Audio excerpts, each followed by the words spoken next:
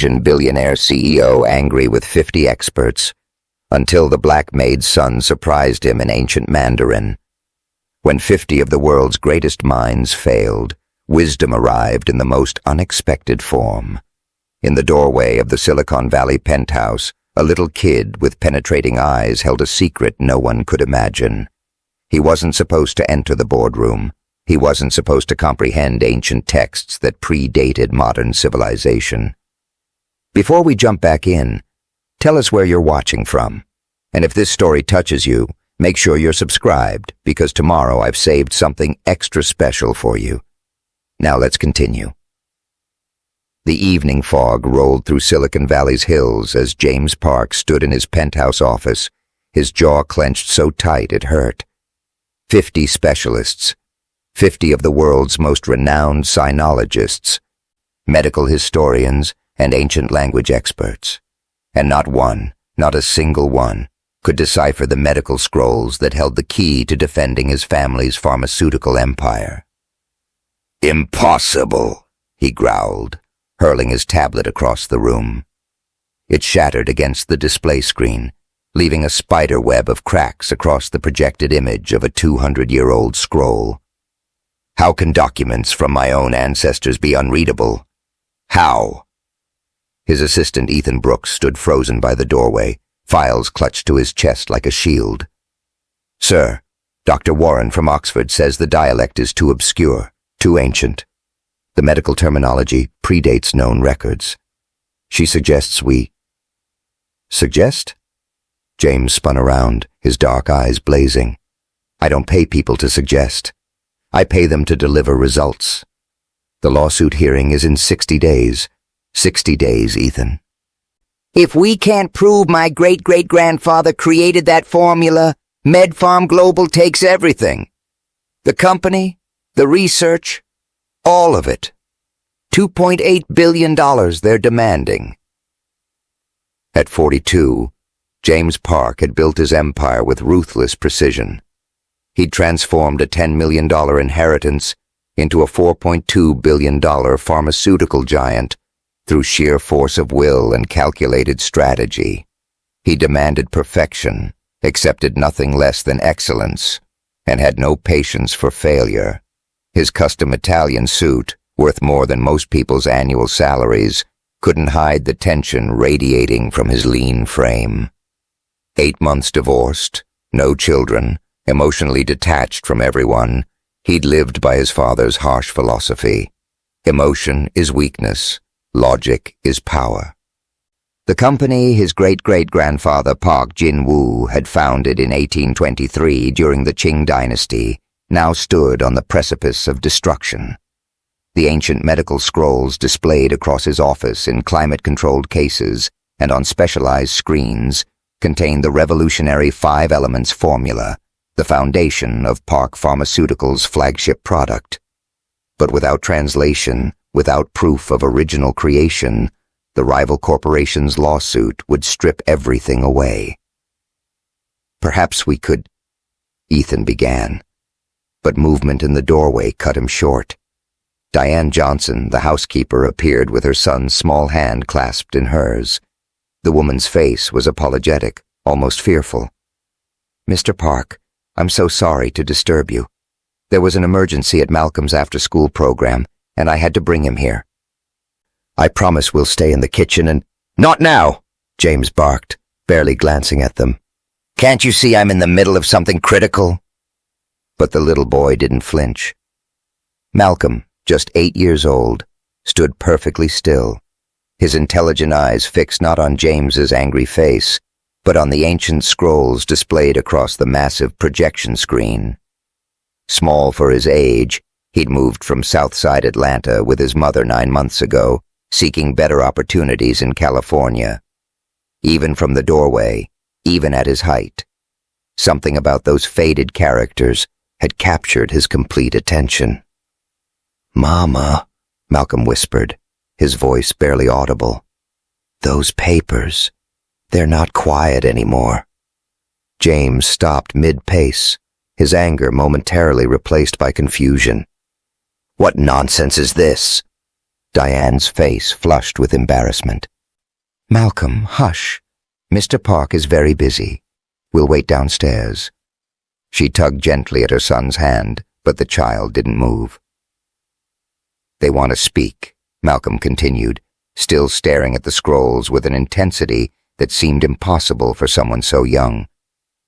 "They've been waiting so long to tell their story." Something in his tone, not childish fantasy, but quiet certainty, made James pause. He studied the boy properly for the first time since Diane had started working for him.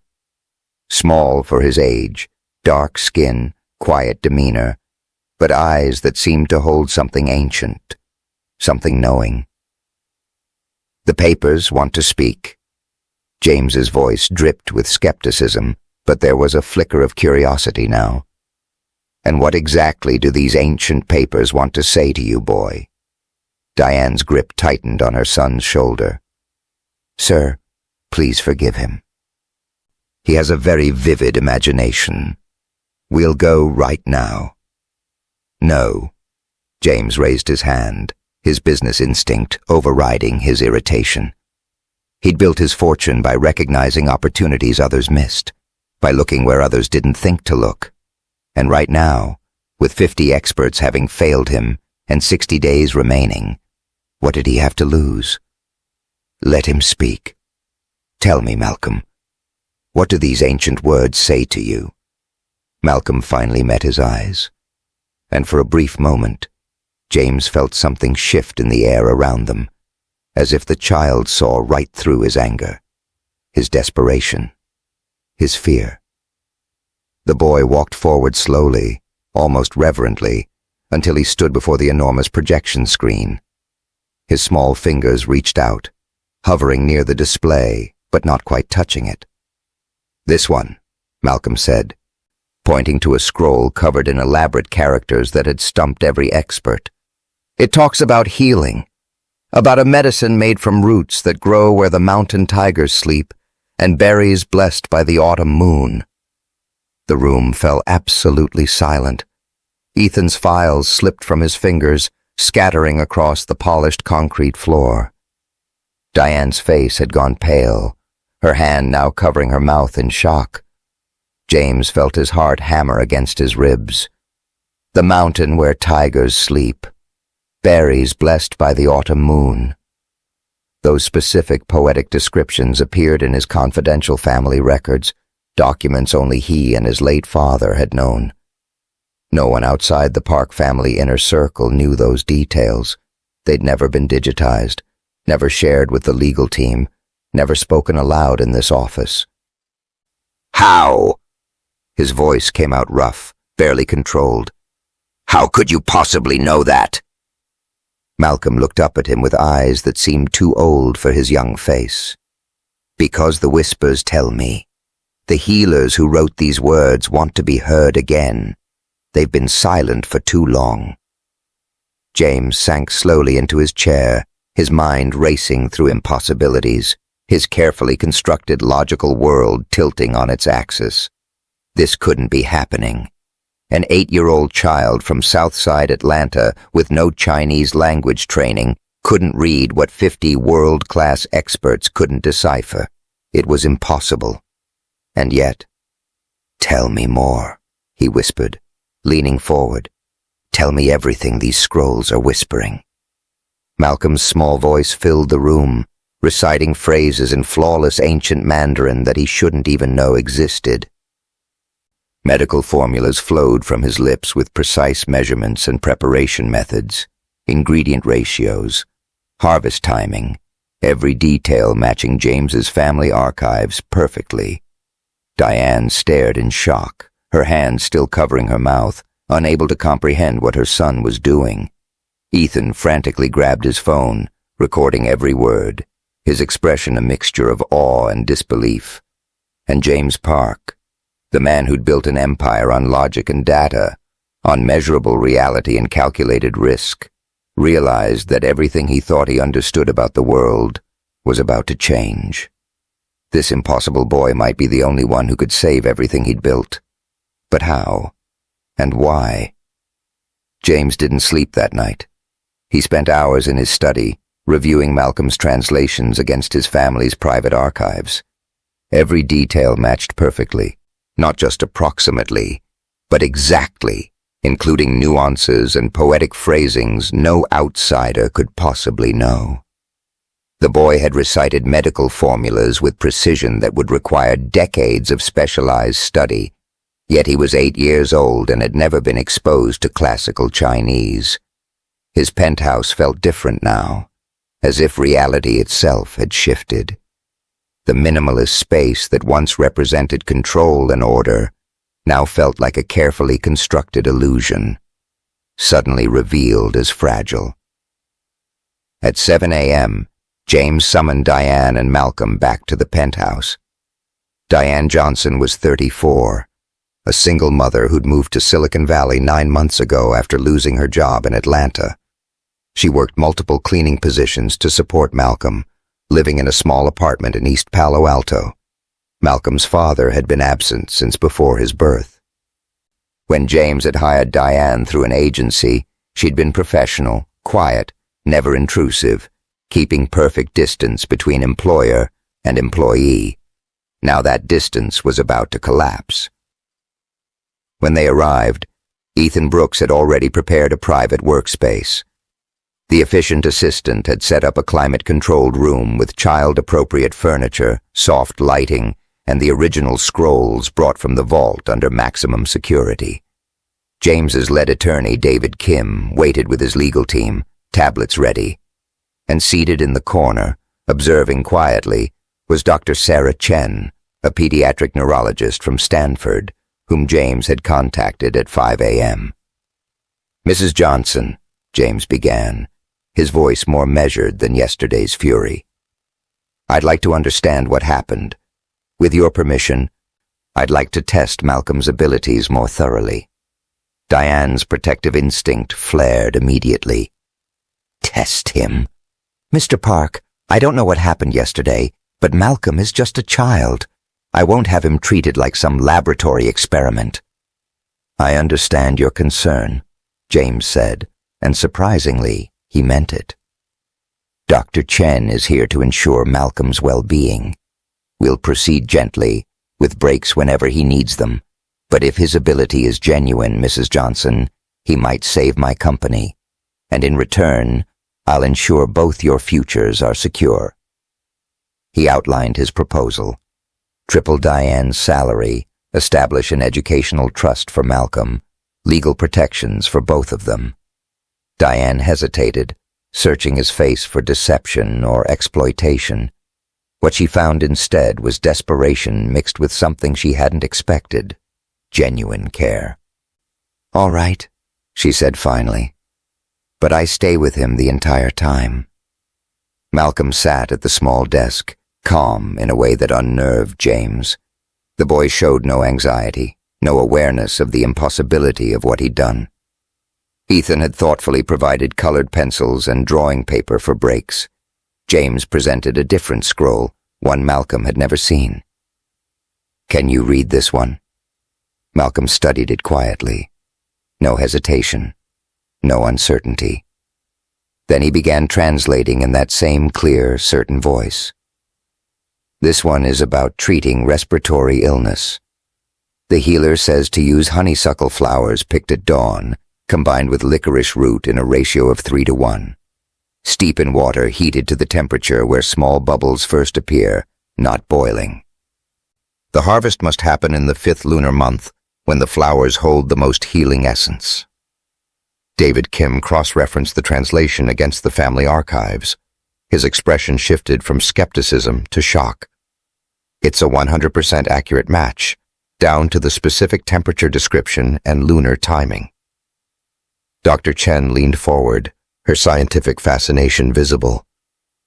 "Malcolm, can you explain how you do this? What's happening in your mind when you read these scrolls?" Malcolm struggled to articulate. "It's like the words have voices, not loud, but clear. They whisper what they mean." He paused, thinking. The healer who wrote this was worried about children. I can feel his concern. He lost his own daughter to lung fever, so he worked hard to find a cure for other families. Dr. Chen checked her notes, then gasped softly.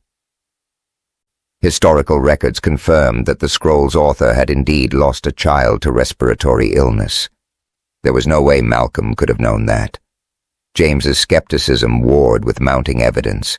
His entire worldview, built on logic and data and measurable reality, couldn't accommodate what he was witnessing. Yet the evidence was undeniable. Over the next several hours, Malcolm translated 5 more scrolls. Each translation was perfect, revealing medical formulas and knowledge that had been locked away for 2 centuries. He worked calmly, methodically, taking breaks to draw with the colored pencils Ethan had provided. His drawings were remarkable.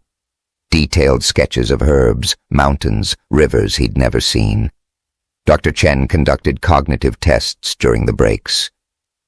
Brain activity normal except for unusual patterns in language processing centers. No medical explanation for his abilities. Then Malcolm approached the core scroll, the one that mattered most. "This is the important one," he said softly. "The 5 elements, healing formula." He began to read, and James felt his breath catch. Malcolm listed ingredients with poetic descriptions that sent chills down his spine. Ginseng from the mountain where tigers sleep, goji berries blessed by the autumn moon, roots of the tree that weeps silver, seeds from flowers that bloom in snow, water from the spring that reflects stars. Those exact phrases appeared in James's father's private journal, shared with James before his death 3 years ago. Documents never digitized, never shown to anyone. Only James knew them. Impossible. James watched Malcolm work, his mind reeling. He remembered his father once saying, "Some knowledge lives in blood and bone, passed through generations in ways science cannot measure." James had dismissed it as poetic nonsense, the sentimentality of an aging man. Now he wasn't certain of anything. Malcolm looked up from the scroll, meeting James's eyes. "Mr. Park, the healer who made this formula, he's your family, isn't he?" James nodded, his throat tight. "He was kind," Malcolm said simply. "I can feel it in his words. He wanted to help people who were suffering." A pause, then something that pierced James's carefully constructed armor. He'd be sad that people are fighting over his medicine now. He wanted it to heal, not cause pain. For the first time in years, James felt emotion beyond anger or ambition. Shame, regret, recognition that somewhere along the way he'd lost sight of why his ancestor had created the formula in the first place. Dr. Chen stood, reviewing her extensive notes. "Mr. Park, I need to be direct with you. Malcolm's abilities are scientifically inexplicable, but they're empirically genuine. I can document what he does, but I cannot explain how he does it." David Kim closed his tablet. "We have enough translations to begin building our legal defense. The detail and accuracy are irrefutable. If we can authenticate these translations independently, we can win this case." But Malcolm suddenly went still. His head tilted, as if listening to something only he could hear. "There's one more," he whispered. "One more scroll that belongs with these, but it's far away." James leaned forward. "Far away where?" "Across the ocean, with someone old, someone who's been waiting." Malcolm's young face creased with concentration. "The scroll is calling, but it's so faint. It's been alone for so long." The room fell silent. James realized with sudden clarity that they'd only found part of the answer. The complete truth lay somewhere else, with someone unexpected. And somehow, this impossible boy was the only one who could hear its call. Diane put a protective hand on Malcolm's shoulder. "Honey, what do you mean? What scroll?" "The one that makes all the others complete," Malcolm said. like the last piece of a puzzle. Without it, the story isn't finished. And the story needs to be finished, Mama. It's been waiting too long to be whole again. James met David Kim's eyes. His attorney's expression reflected his own thoughts. This was impossible. They couldn't chase across the world based on an 8-year-old's mysterious intuition. Yet everything Malcolm had said so far had been true. Where across the ocean? James asked quietly. Can you tell me more? Malcolm closed his eyes. Somewhere with old buildings and mountains. Somewhere that smells like home to you even though you left. His eyes opened, ancient wisdom in a child's face. The scroll knows you're looking now.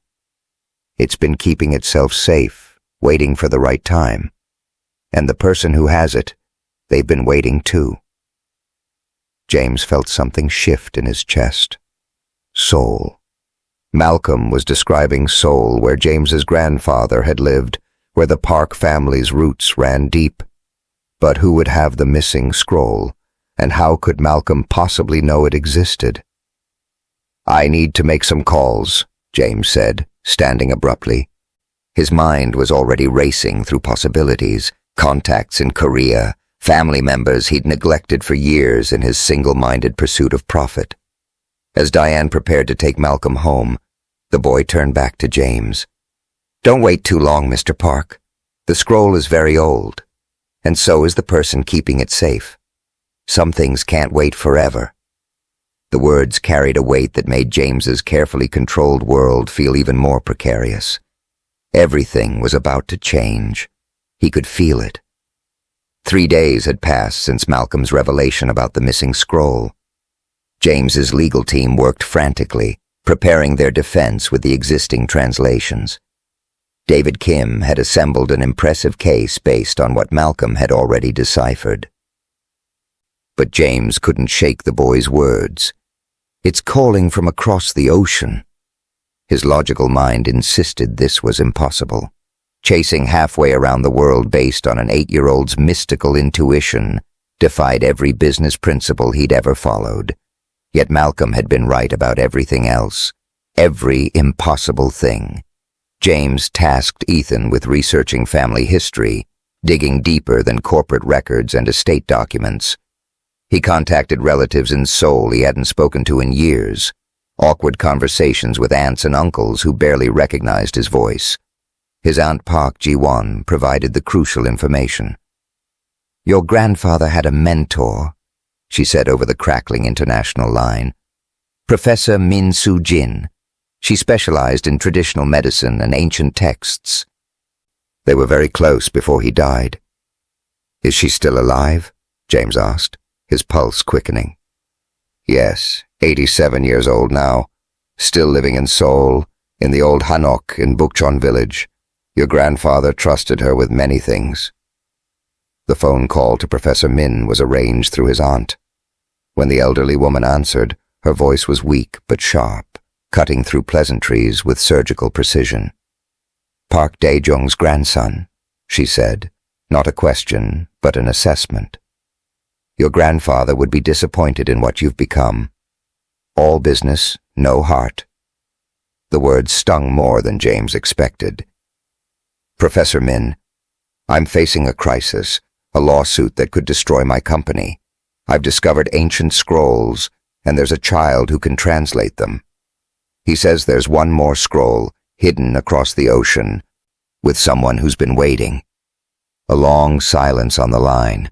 Then, a child who hears the ancestors. Your grandfather said one would come. James's pulse raced. What do you mean?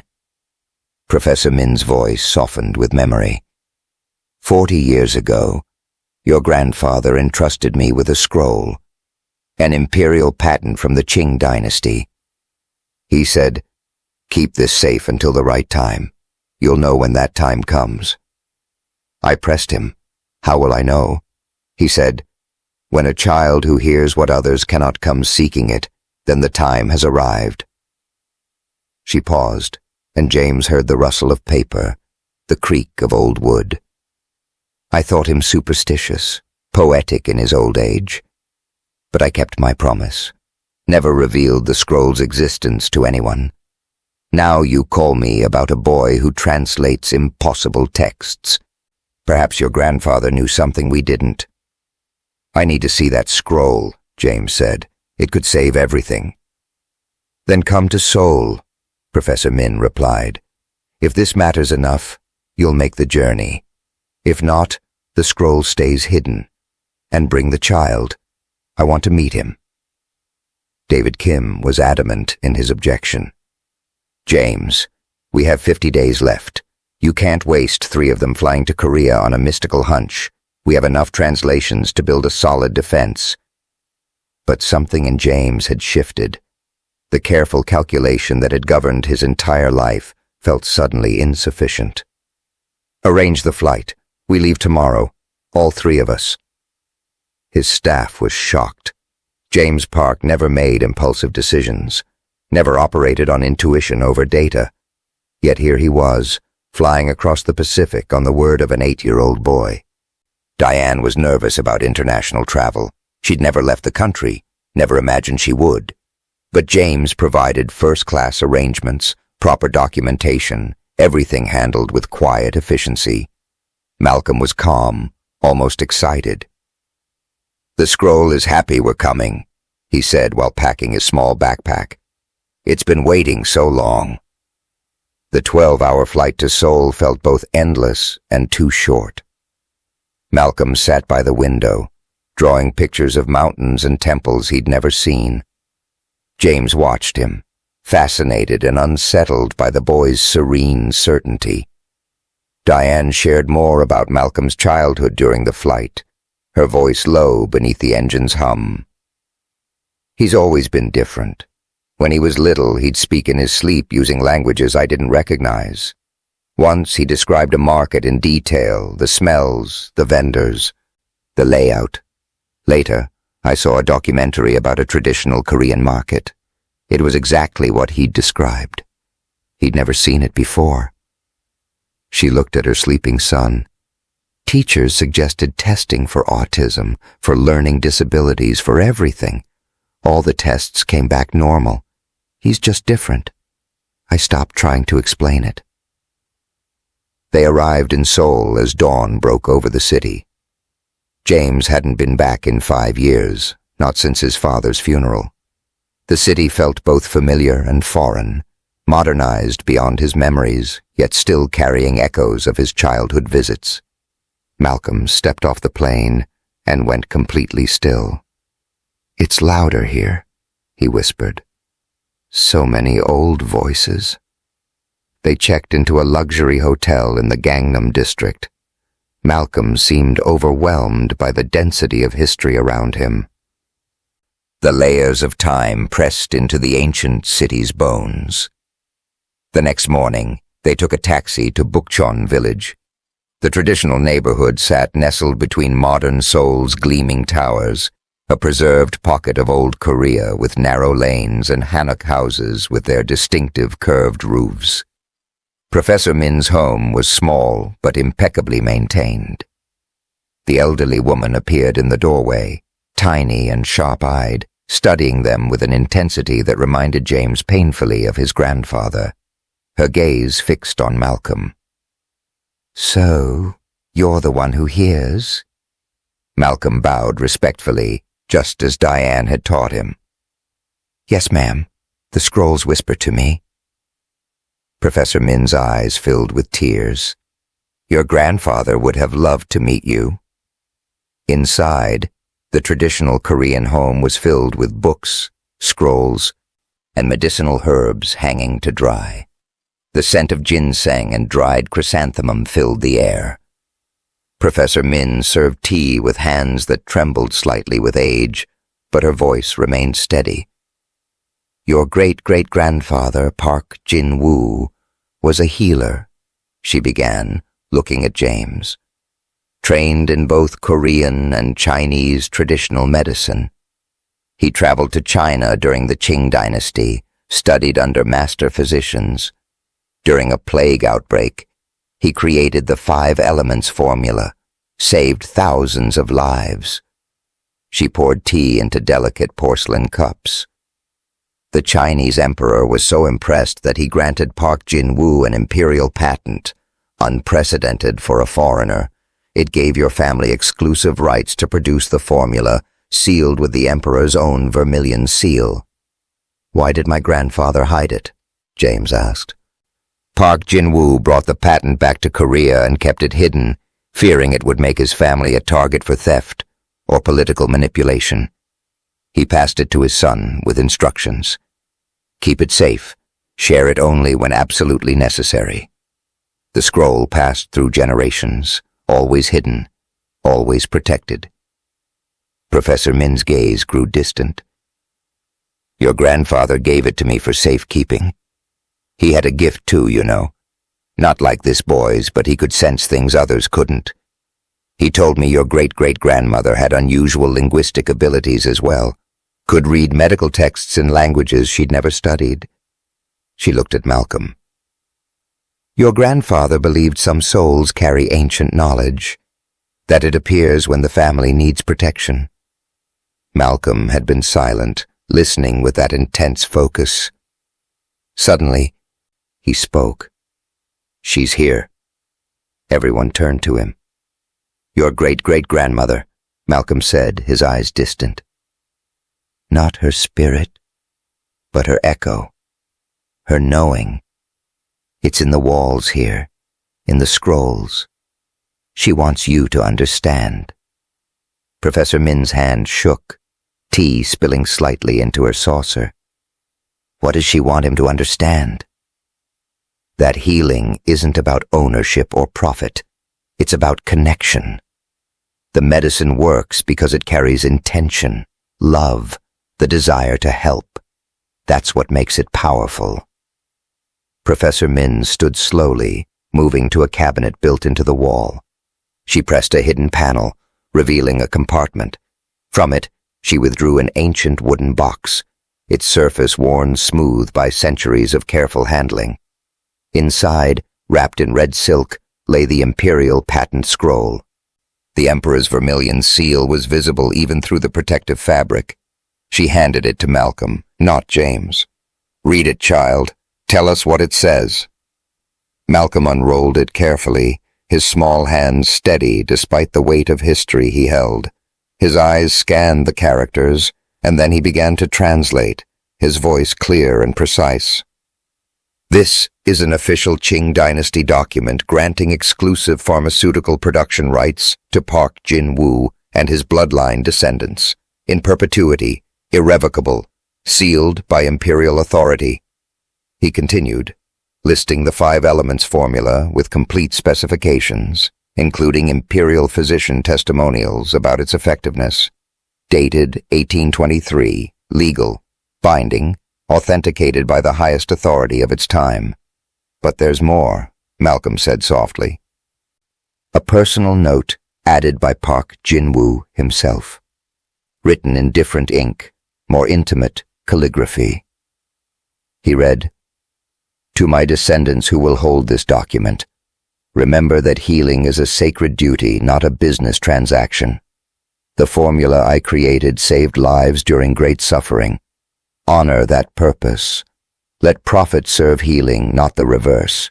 If you fight over this medicine, you dishonor those who were saved by it. Be worthy stewards." The words hit James like a physical blow. He'd spent years focused on profit margins, market share, stock prices. When had he last thought about the patients his medicine helped? When had healing become secondary to winning? Malcolm looked at him with those ancient eyes. "He's not angry with you, Mr. Park. He understands. But he's hoping you'll remember." Professor Min allowed them to take the imperial patent with proper documentation. She would testify to its provenance in court if needed. James held the scroll, feeling its weight. More than paper and ink, it was a legacy, a responsibility he'd forgotten he carried. Malcolm touched his arm gently. "The scrolls are happy now. They're all together again, telling their complete story." But as they prepared to leave, James realized the real story wasn't about winning a lawsuit. It was about what he did after he won.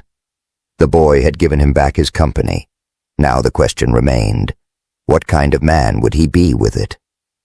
They flew back to California with the imperial patent secured.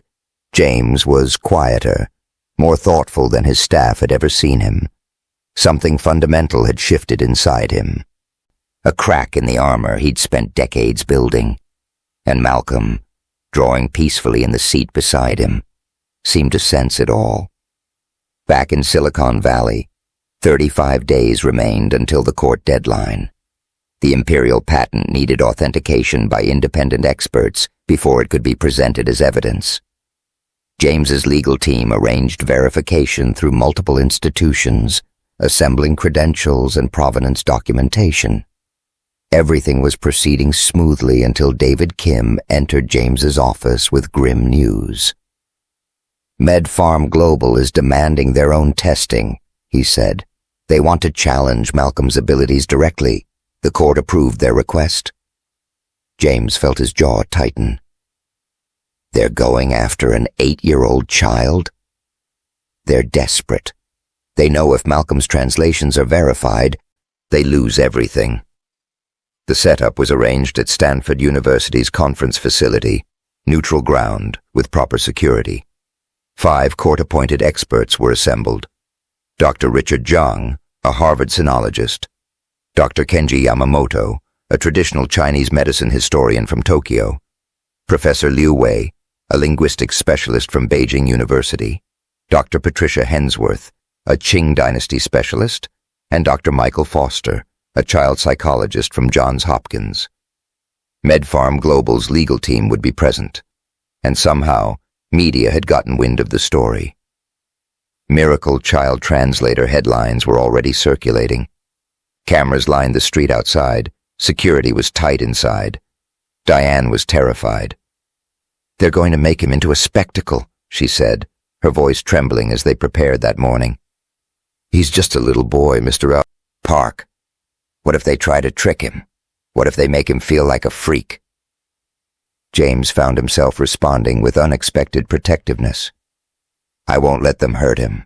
We can stop this if you want. I'll find another way. Malcolm overheard from the doorway. It's okay, Mama. The scrolls want to be heard. I'm not scared. Diane looked at James, seeing genuine concern in his eyes, rather than calculated self-interest. She gave her consent, but insisted on staying close to Malcolm throughout. The conference room was set up with proper lighting and a child-sized chair at the testing table. The scrolls would be presented one at a time under glass protection, handled with archival gloves by the experts. Dr. Zhang started skeptical, his voice carrying clear doubt. We're expected to believe an 8-year-old can read classical Mandarin that has stumped some of the world's foremost scholars. He presented the first test, a scroll Malcolm had never seen, a medical text about treating bone fractures using extinct terminology and characters that predated modern standardization. Malcolm studied it quietly. No hesitation, no uncertainty. Then he began translating, his small voice steady and clear. This scroll describes setting broken bones using bamboo splints. The healer recommends a paste made from ground eggshells and honey to promote healing. The bones must be aligned carefully, then wrapped tightly but not so tight that blood flow stops. The patient should drink bone broth made from specific animals for strength. Perfect accuracy, nuanced understanding of medical context. Historical knowledge that shouldn't be accessible to a child. Dr. Zhang's expression shifted from skepticism to confusion. Professor Liu Wei escalated the difficulty. He presented scrolls with damaged characters, partial texts, obscure dialects that even specialized scholars struggled with. Malcolm handled each one with calm precision. Then Malcolm did something that stunned everyone. He corrected previous scholarly misinterpretations, pointing out where characters had been mistranscribed in existing academic literature. Professor Liu verified against original sources. The boy was right. The room grew tense, uncomfortable with the impossibility unfolding before them. Dr. Foster, the psychologist, leaned forward. "Malcolm, can you describe your process? When you read these scrolls, what do you experience?" Malcolm thought carefully. "I hear the healers' voices, not words exactly, but feelings and knowing. They were worried about the people they were trying to help." He pointed to one scroll. "This one feels heavy." The healer was sad because he couldn't save everyone. Dr. Foster checked his notes, then gasped quietly. Historical records confirmed that particular scroll had been written during a plague outbreak with high mortality rates. There was no way Malcolm could have known that from the text alone. Victoria Crawford, MedFarm Global's lead attorney, intervened sharply. "This could be an elaborate deception. Perhaps the child was coached on specific texts. I demand blind testing with scrolls neither Mr. Park's team nor the child has ever seen." The experts agreed. They retrieved documents from the university's rare archives, scrolls that had never been photographed, never digitized, seen by only a handful of scholars in controlled circumstances. Malcolm translated them flawlessly. Victoria Crawford's confident expression began to falter. Then, while translating one particular scroll, Malcolm paused. His small brow furrowed. "There's something strange here, like a shadow behind the words." He pointed to what appeared to be blank space on the parchment. Dr. Zhang retrieved specialized lighting equipment, the kind used to detect forgeries and restorations.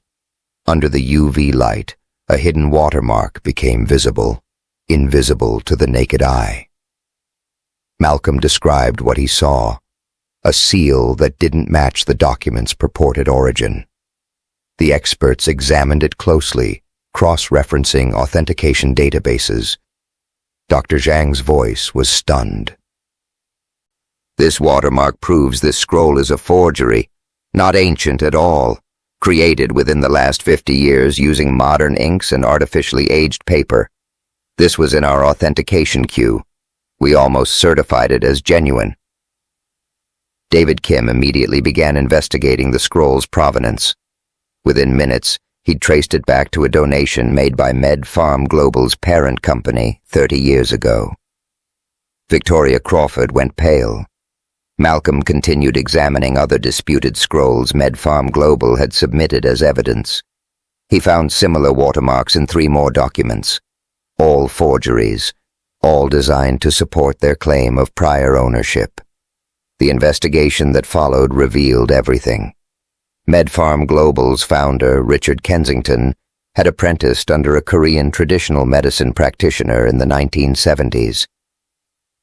That practitioner was a distant relative of the Park family. Kensington had gained access to partial formulas, then created elaborate forgeries to claim independent discovery. He'd built his entire company on stolen knowledge. When Park Pharmaceutical's success eventually eclipsed his, he'd manufactured the lawsuit as revenge. Malcolm's impossible translations had exposed the entire deception. The experts conferred quietly, then delivered their conclusions. Dr. Zhang spoke first. "I've studied linguistics for 30 years. What this child demonstrates is scientifically inexplicable, but it's real." Professor Liu Wei nodded. "His accuracy is beyond question. The cultural context he provides, the emotional understanding of the texts, it's unprecedented." Dr. Yamamoto added, "He's not just translating words. He's accessing the intention behind them, the spirit of the original authors." Dr. Foster's assessment was careful but definitive. Malcolm shows no signs of coaching or deception. He genuinely experiences these texts in a way unique to him. I cannot explain it medically or psychologically, but I cannot deny what I've witnessed. Dr. Hensworth concluded, "His abilities are empirically undeniable, regardless of whether we can explain them. The translations are valid and should be accepted as evidence." After hours of testing, Malcolm looked exhausted. His small shoulders slumped, his eyes heavy. Dr. Foster noticed. "Are you all right, Malcolm?" The boy's eyes glistened with unshed tears. "It's heavy. All the sadness in the scrolls. The medicine was supposed to help people, but now people are fighting and lying about it. That makes the scrolls sad. It makes me sad, too." Diane pulled him close, protective and aching for her son's burden. James felt something crack in his chest. This child carried a gift that weighed on him, yet he used it anyway because the scrolls want to be heard. There was more courage in this 8-year-old than James had shown in his entire adult life. Victoria Crawford requested a private conference with David Kim. She returned an hour later, her voice tight with barely controlled anger and defeat. In light of the findings, MedFarm Global withdraws all authenticity challenges. The Imperial Patent and Malcolm Johnson's translations will stand unchallenged. We'll be reevaluating our position on the entire lawsuit. Code for they knew they'd lost. Outside, reporters swarmed. James's security team created a protective corridor, but the questions came like attacks. Is it true an 8-year-old saved your company? How does he read ancient languages? Will you exploit this child's gift? James stopped. For the first time in his career, he spoke from emotion rather than calculation. Malcolm Johnson is an extraordinary child with a gift we don't fully understand. He's helped us uncover truth, not just about ancient documents, but about what really matters. He's not a tool or a curiosity. He's a remarkable person who deserves protection and respect. Anyone who tries to exploit or harm him will answer to me personally. Diane's eyes widened, surprised by his fierce protectiveness. Malcolm looked up at James and smiled slightly, a small gesture of trust that felt more valuable than any corporate victory. In the car back to the penthouse, Malcolm fell asleep against his mother, emotionally and physically exhausted. Diane whispered to James, "Thank you for protecting him in there. You didn't have to speak up like that." James watched the sleeping child, so small and yet capable of such impossible things. "Mrs. Johnson, your son saved my company, but I think he might be saving something more important." "What's that?" James paused, uncomfortable with vulnerability but pushing through. "My ability to be human again." The city lights blurred past the windows as they drove through Silicon Valley's evening traffic. Ahead lay the final court battle, but James realized the outcome mattered less than what he chose to do with victory. Malcolm had shown him that some things couldn't be measured or controlled. That wisdom flowed through unexpected vessels. That the most valuable truths often came from the most unlikely sources. The question now, would he honor that lesson? 2 weeks had passed since the expert verification. The court date arrived with the weight of finality. The federal courthouse in San Jose was packed, every seat filled with lawyers, journalists, and pharmaceutical industry executives watching the case that had captivated international attention. James sat at the plaintiff's table with David Kim and his legal team, projecting the calm confidence that had served him throughout his career. But his hands, hidden beneath the table, were clenched tight. Diane and Malcolm sat in the gallery. The boy looked nervous, despite his extraordinary gift, his small hands folded in his lap, his eyes darting around the imposing courtroom. Judge Patricia Hensworth presided, the same Qing dynasty specialist who had witnessed Malcolm's abilities during verification. Her expression was neutral, professional, revealing nothing. MedFarm Global's legal team was noticeably subdued after the verification disaster. Victoria Crawford sat with rigid posture, her usual confidence replaced by careful calculation. But they hadn't withdrawn the lawsuit. Instead, they'd pivoted to a new strategy, seeking a reduced settlement of $800 million instead of the original $2.8 billion. Their argument, even if the imperial patent was authentic, modern intellectual property law should override ancient documents. David Kim delivered the opening statement with systematic precision. The evidence is clear and irrefutable. The imperial patent has been authenticated by 5 independent institutions. Malcolm Johnson's translations have been verified by court-appointed experts. Medfarm Global's supposed evidence has been exposed as elaborate forgeries. There is a clear, unbroken chain of ownership through the Park family lineage spanning 2 centuries. Park Pharmaceutical was built legitimately on ancestral knowledge, protected by imperial decree. Victoria Crawford's counter-argument was clever.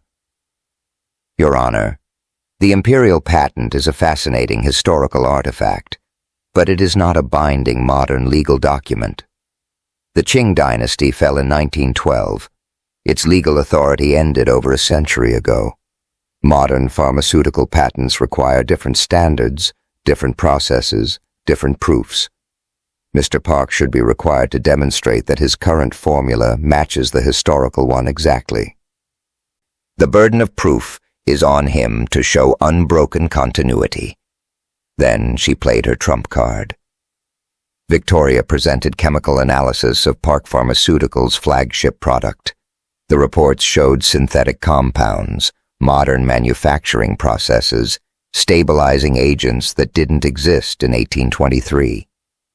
This isn't the same formula from 1823, she argued. Mr. Park has modified it extensively using contemporary chemistry. If the formula has been altered, the imperial patent doesn't apply. The chain of authenticity is broken. David Kim requested a recess to confer. In the conference room, James faced a difficult truth. The formula had been modernized.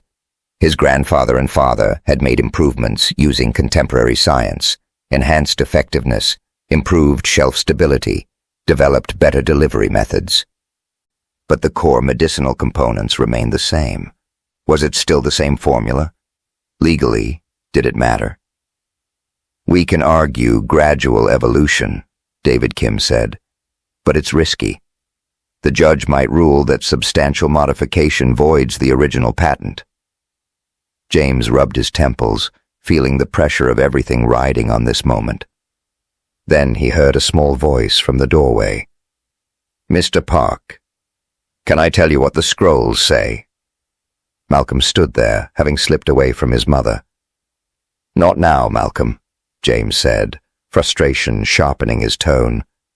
This is a legal technicality. It's complicated.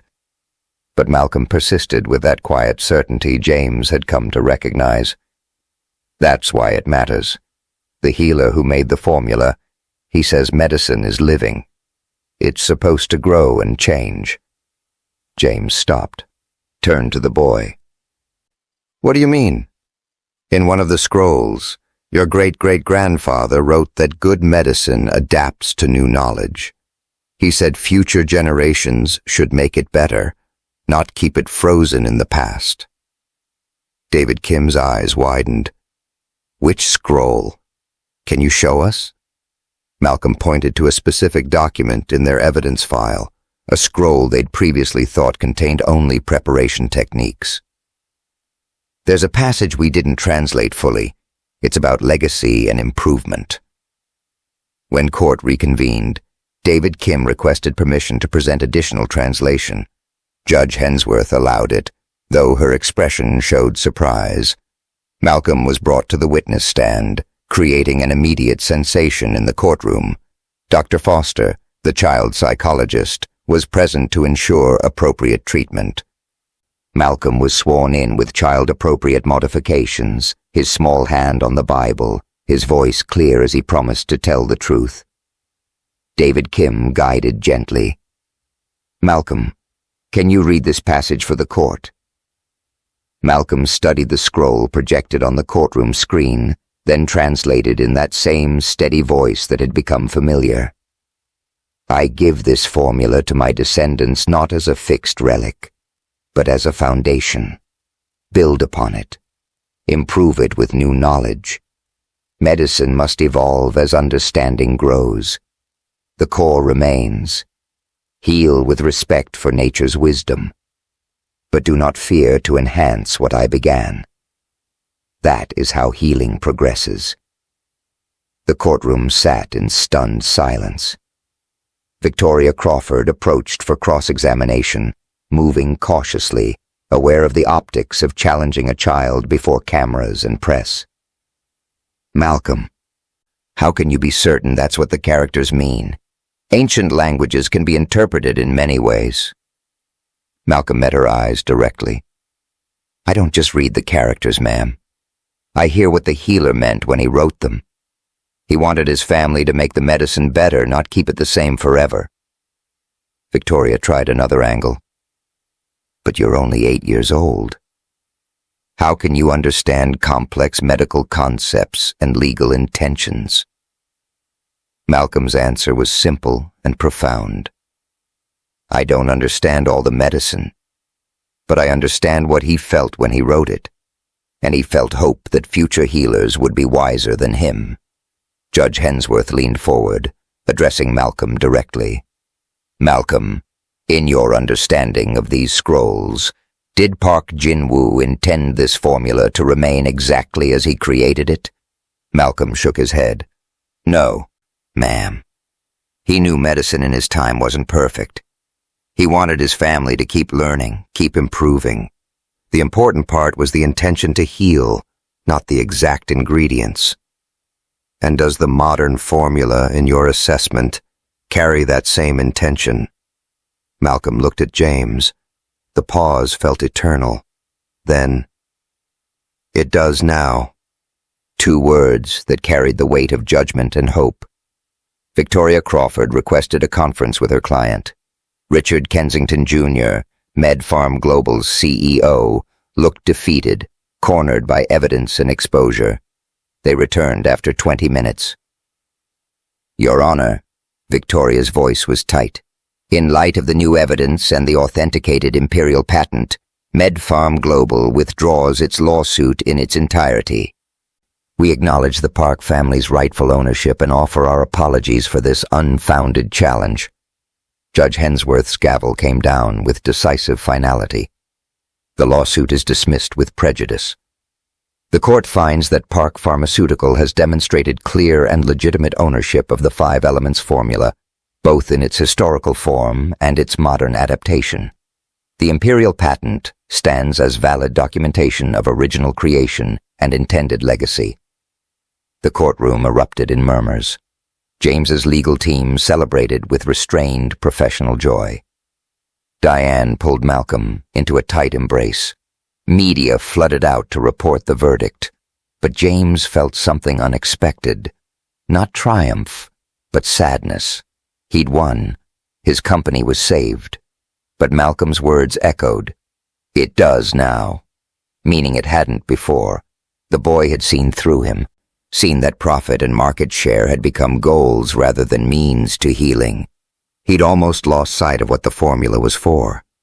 Outside, at the press conference, James gave a statement that surprised even his own team. Today's verdict affirms what my ancestor created 200 years ago. But Malcolm Johnson's testimony reminded me of something more important. Why it was created. Medicine exists to heal, not to generate profit. I've lost sight of that truth. Moving forward, Park Pharmaceutical will honor the original intention behind our formula. Reporters pressed for details. We'll be establishing the Park Jin-woo Foundation to provide affordable access to our medicines for underserved communities. We'll also fund research into traditional healing methods that modern medicine has overlooked. Profit will serve healing, not the reverse. After the press conference, as the crowd dispersed, Malcolm approached James. The boy looked tired, emotionally drained from the courtroom experience, from carrying the weight of ancient wisdom in such a small frame. Mr. Park, now that the scrolls have told their story and the case is over, do Mama and I have to go back to just cleaning? Will you forget about us? The question pierced James's heart like nothing ever had. Diane's hand tightened on Malcolm's shoulder, her face showing she'd wondered the same thing. Were they just useful tools to be discarded now that their purpose was served. James looked at this remarkable child who'd saved his company, yes, but who'd done something far more important. Malcolm had challenged his assumptions, shown him that wisdom transcends age and background, that the most valuable truths often come wrapped in the most unexpected packages. This boy, who heard whispers in ancient scrolls, had made a cynical billionaire remember what healing actually meant. He realized his sterile penthouse had felt different these past weeks, alive, warm, purposeful, because of Diane's quiet kindness and Malcolm's extraordinary presence. The corporate victory felt hollow compared to the question in Malcolm's eyes. "Will you forget about us?" James knelt down to Malcolm's eye level, a gesture that had become natural over these transformative weeks. But the answer this moment deserved required more than words spoken in a courthouse hallway. "No, Malcolm," he said quietly. "I won't forget. But let's talk about this properly, all three of us, tonight." For now, the courtroom victory was won. The legal battle was over, but the real test was just beginning. What kind of man would James choose to be? 3 days had passed since the court victory. James's penthouse felt suspended in an uncomfortable limbo. Diane and Malcolm were still there, still working as housekeeper and her son, but the tension in the air was palpable. What happens now? The question hung unspoken between them. James sat alone in his study, confronting himself in a way he'd avoided for years. His penthouse was minimalist, expensive, empty. He'd always called it efficient, uncluttered, a reflection of his focused mind. Now it felt sterile, lifeless. Before Diane and Malcolm, he'd lived like a machine. Work, sleep, repeat. No friends, no family connections, no warmth. He thought about his ex-wife, Jennifer. She'd left 8 months ago with words that still stung. "You're married to your company, not to me." He dismissed it at the time as her inability to understand ambition, to grasp what building an empire required. Now he saw the truth. She'd been right. He'd chosen profit margins over partnership, data over intimacy. He'd built a $4.2 billion empire, but lost his humanity in the process. The penthouse was just a symptom of the disease, beautiful, expensive, utterly empty. But Malcolm had somehow awakened something dormant in James. Not just gratitude for saving the company, though that was there. Something deeper, more terrifying. Genuine care for another person. The protective instinct when reporters crowded Malcolm. The pride watching him testify with quiet courage. The warmth when Malcolm smiled at him. These feelings scared James more than any lawsuit ever had. And Diane, with her quiet dignity, the way she protected Malcolm fiercely while teaching him kindness, her strength as a single mother working multiple jobs, her wisdom in letting Malcolm use his gift while ensuring he stayed grounded. James found himself looking forward to evenings when she was there. Her presence made the penthouse feel like a home. He stood at a crossroads. He could thank them, provide generous severance, send them away, return to his efficient, empty life. Or he could choose something terrifying. Connection. Let these two people into his life permanently. Risk caring, risk vulnerability, risk change. James picked up his phone and called David Kim. "I need you to draft something unusual." He explained his intention. There was a long pause on the line. "James, are you sure? This is a major commitment." "I've never been more certain of anything." That evening, James invited Diane and Malcolm to his study. His hands were shaking as he set up chairs. He noticed, surprised at his own nervousness. He'd negotiated billion-dollar deals without trembling, but this mattered more. They arrived, Malcolm carrying a drawing he'd made. Diane sensed something significant was coming, her posture protective. Before James could speak, Malcolm handed him the picture. It showed three figures: a tall man, a woman, a small boy, holding hands in front of a house. Above them, in careful child's writing, "Family is where the heart learns to hear." James stared at it, emotion tightening his throat. He began awkwardly, unused to emotional honesty. "Mrs. Johnson, Malcolm, these past weeks have been extraordinary. Not just because we won the case, but because you've shown me something I'd lost." Diane listened carefully, her protective arm around Malcolm. "I built a successful company, but I built it at the cost of everything else. I've been alone for years, and I told myself that was strength, independence. But you've helped me see it was just emptiness." He turned to Malcolm. "You asked if I would forget about you. The answer is no. I couldn't if I tried. You've changed everything."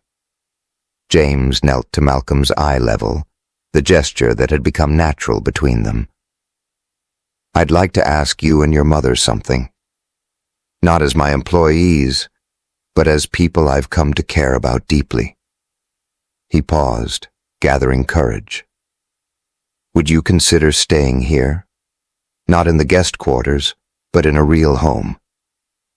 Would you let me be part of your family?" Diane's immediate response was resistance.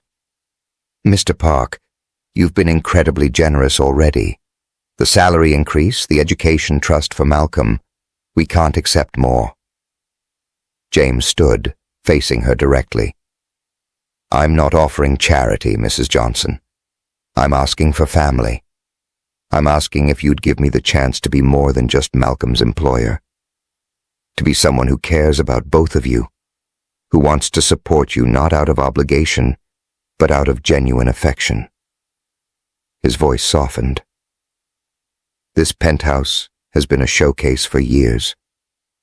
Beautiful, but empty. When you're here, it feels alive. When Malcolm laughs in the hallway, when you hum while preparing dinner, when I come home and it doesn't feel like a mausoleum, that's what I've been missing." He explained the practical arrangements.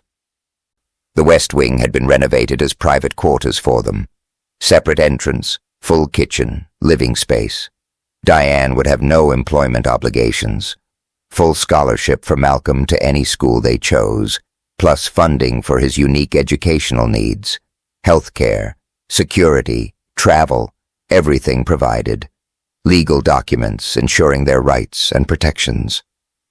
And most importantly, the freedom to leave anytime you want. This isn't a gilded cage.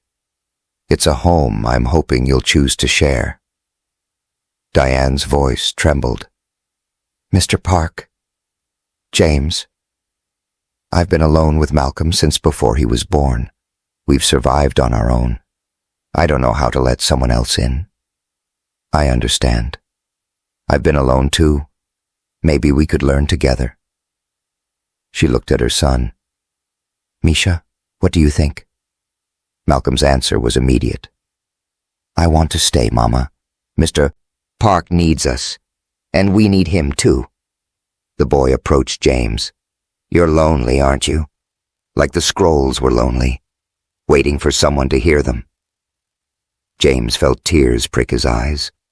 When had he last cried? "Yes, Malcolm, I've been very lonely. You don't have to be anymore. Mama and I know about being lonely too.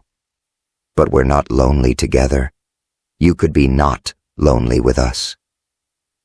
Diane looked between James and her son. She saw genuine emotion in James's face, not calculation or pity. Saw Malcolm's hope, his connection to this complicated man. She made her decision. "We'll try. No promises about forever, but we'll try." James exhaled, not realizing he'd been holding his breath. "That's all I'm asking. A chance." Over the next week, they transitioned.